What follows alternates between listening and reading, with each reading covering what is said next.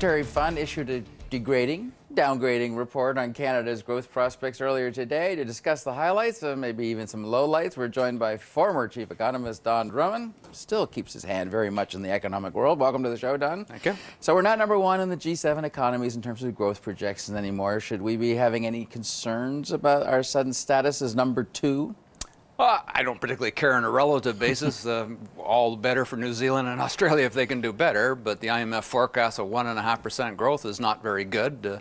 Their forecast for 3.3% growth is not very good. In fact, in Canada's case, that's not even our normal average cruising speed for the economy, which would be more like 2%. So yeah, absolutely something's wrong. Not only are we not making up for what we got hit by in the recession, but we're not even going at an average growth rate. Why are we flatlined like that, Don? What's causing that? Well, our first excuse is these other countries. They're not pulling us ahead. The growth leader, as has been in the last number of years, is of course China, and thankfully they do buy some of our commodities, but not an awful lot more. But most of our exports go to the United States, and yeah, the IMF forecasts them to be 1.9%, just a little bit about ahead of us, but no one's really racing ahead and pulling Canada out. And that's the key part here is commodity prices. As we've known from the last few days, they're kind of collapsing a little bit. So we're entering a bit of an iffy period. Is that what you're suggesting? Well, if we still had John Maynard Keynes with us, he would say this is his classic liquidity trap. This is what he talked about in the Great Depression, where you can't push it. You're pushing on that string.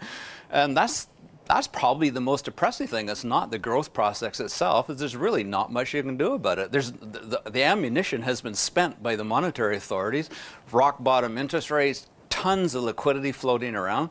The fiscal authorities spent their brains out from spring of 2009 to spring 2011 and said, oh, wait a minute, we've got a huge debt problem. We better pull back on that. So there's not much there. So we really are sort of in the Adam Smith free will.